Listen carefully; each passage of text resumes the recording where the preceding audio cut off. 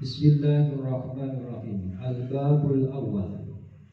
Ini masuk pada bab yang pertama. Kitab Mukasyyafatul Qulub. Mukasyyafatul Qulub itu artinya terbukanya hati. Al-babul awal. Bab yang pertama itu bibayanil khawfi, di dalam menjelaskan tentang khauf, artinya takut. Yang dimaksud takut menurut tasawuf Imam Al-Ghazali itu bagaimana? Ja'a datang fil khobari, di dalam hadis Nabi dari Nabi Sallallahu Alaihi Wasallam.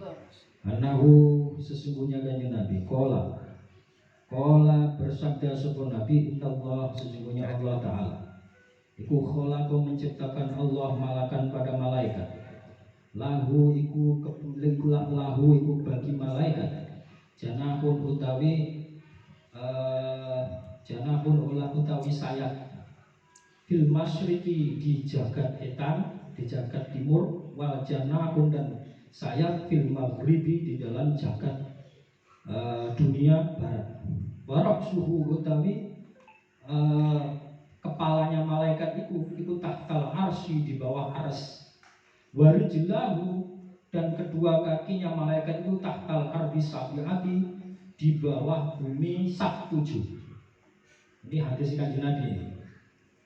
Jadi Rasulullah mengatakan apa, Allah itu menciptakan satu malaikat.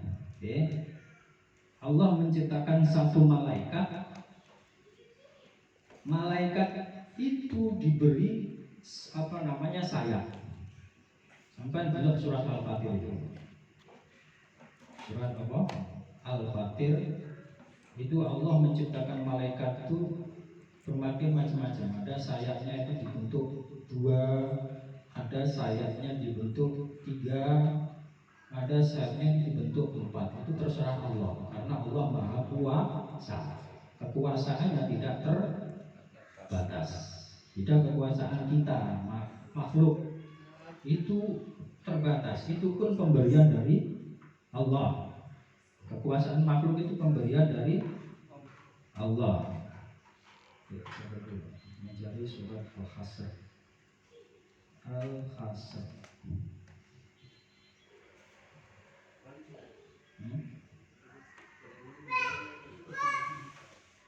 Ya lanjut ya. Lanjut. Allah menciptakan malaikat itu sayapnya satu itu panjangnya, besarnya itu sampai dunia timur. Terus yang satu lagi diciptakan sampai panjangnya itu dunia barat. Kepalanya itu di bawah ars. Itu makhluk yang malaikat ya. Terus kakinya sampai ke bawah bumi sak 7. Wa alaihi, dan itu bagi malaikat ada di khalqillah ta'ala, banyaknya ciptaan Allah ta'ala, risun utawi bulu. Dengarkan ini, dengarkan ini. Fa'idha sholah, ini dengarkan ini. Fa'idha sholah, ketika sholawat soporojul, seorang laki-laki, awi mur'atun, atau sholawat soporojul perempuan min umati, dari umat saya, kata Nabi, alaiya, atas saya, amarohu, maka perintah sapa Allahu pada malaikat yang tadi, yang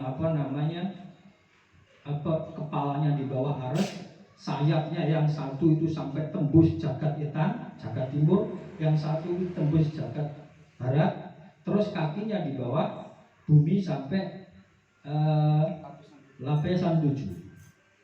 Terus diperintah malaikat tadi, diperintah bi'ayyang gomasa, supaya mencelupkan sopo malaikat tadi fi bahrin, dari lautan, minurin, dari cahaya, takal arsi, di bawah ars.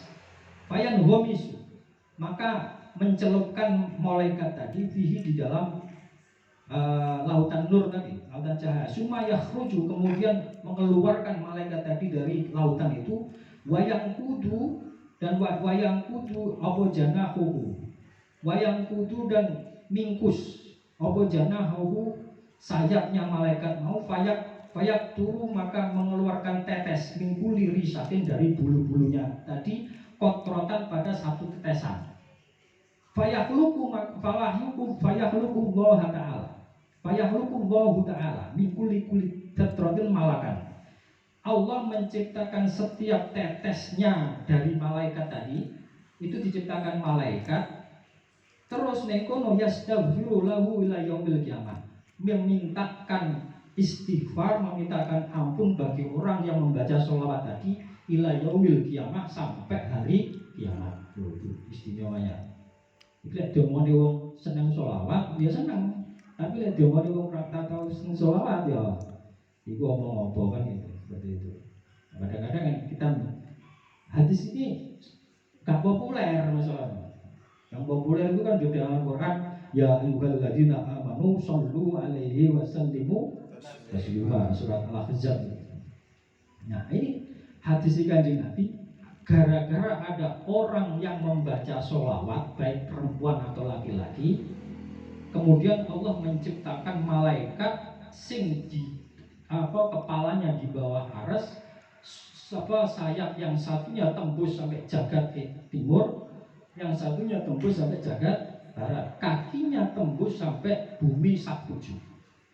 Itu suruh mencelupkan lautan nur, lautan cahaya di bawah aras, gara-gara orang baca sholawat tadi. Terus setelah itu dia keluarkan dari celupannya itu, terus menetes. Setiap tetesan itu diciptakan malaikat yang memintakan istighfar, memintakan ampun bagi orang yang membaca sholawat tadi sampai hari kiamat. Padahal bulu-bulunya itu nggak bisa dihitung. Nah, itu kalau netes berapa tetesan? Ini nggak bisa dihitung. Setiap tetes jadi malaikat. Lu kok bisa ngomong? Karena kekuasaan Allah itu tidak terbatas, nggak bisa akal menjangkau.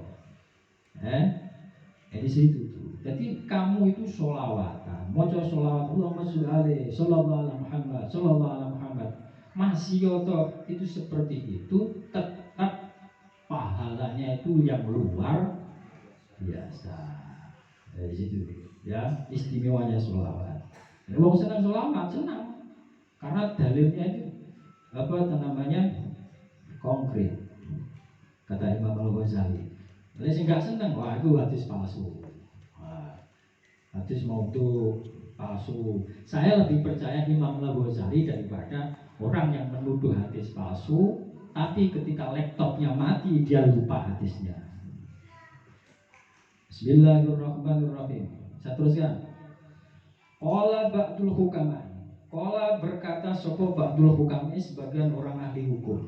Hukum itu orang yang alim alamah dalam bidang fikih, ya, ulama-ulama bidang fikih dan bidang tasawuf, itu namanya hukumah.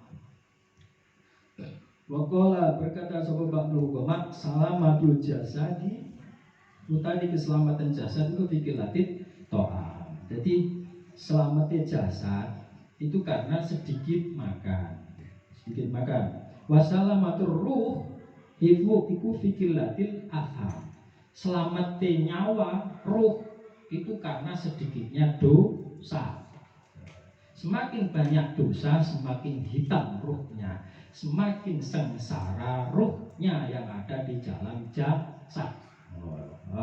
Wasalamatud-din, dan keselamatan agama iku fi sholatin, di dalam membaca sholawat ala khairil anami, atas Nabi sebaik-baik makhluk, yaitu Nabi kita Muhammad Sallallahu Alaihi Wasallam. Semakin kalian membaca sholawat semakin banyak, maka itu akan menumbuhkan. Jadi setiap zikir, setiap zikir itu likuli dikrin samrotun. Ya, setiap zikir itu ada buahnya. Buahnya sering banyak membaca sholawat itu lisyiddatil mahabbati rasulillahi wa sunanihi, sangat cintanya pada kanjeng Nabi dan sunnah-sunnahnya Rasulullah. Nah, seperti itu nanti akan berdampingan dengan kanjeng Nabi di yaumil kiamat. Ya, orang berdampingan mesti kenal baik sama kanjeng Nabi. Besok itu kan begini. Besok itu di hari akhir, di hari kiamat itu umatnya Nabi sangat dikenali oleh Nabi. Oleh Nabi, karena apa? Seluruh anggota tubuh itu keluar cahaya karena bekas wudhu. Bekas apa? Wudhu. Semakin banyak wudhu, karena yang lain nggak keluar cahaya, tapi Nabi sendiri itu seluruhnya bercahaya. Jadi umatnya gampang mengenali Nabi ini gampang mengenali umatnya. Yang susah itu yang telip, nggak jelas gitu. Karena besok dipanggil sama kanjeng Nabi, Ivan kan waktu sini dikumpulin kanjeng Nabi. Lelek kelip, ini gak jelas umatnya sopo kan gitu. Di situ.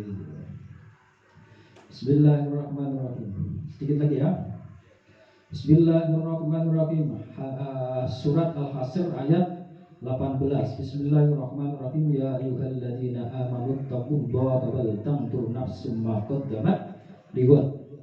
Ya ayyuhalladzina, wahai orang banyak, amanu yang iman sapa alladzina, ittaqu maka takwalah atau takuto sira kabeh. Takutnya kalian semua Allah pada Gusti Allah. Yakni maksudnya ulama tafsir ikhsya'u.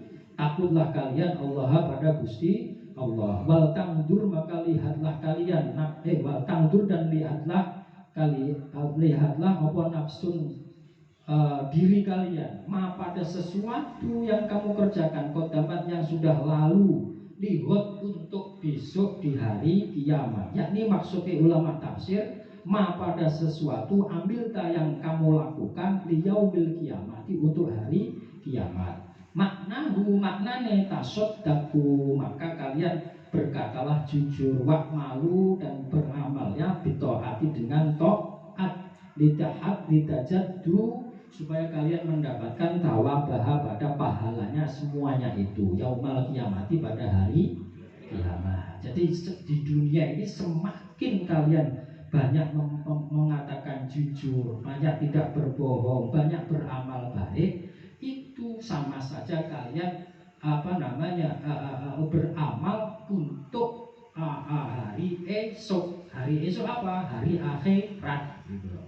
Maksudnya semakin kita beramal baik, maka semakin kita menyediakan amal kita di hari akhirat. Tapi semakin di dunia ini kita melaksanakan perkataan bohong, perkataan bohong, beramal yang jelek-jelek semuanya seluruh umur kita, berarti kita tidak mau memikirkan pada amal atau perbuatan untuk hari akhirat. Kalau semacam itu nanti akan menjadi kerugian yang akan ditanggungnya. Wallahu a'lam. Assalamualaikum warahmatullahi wabarakatuh. Waalaikumsalam.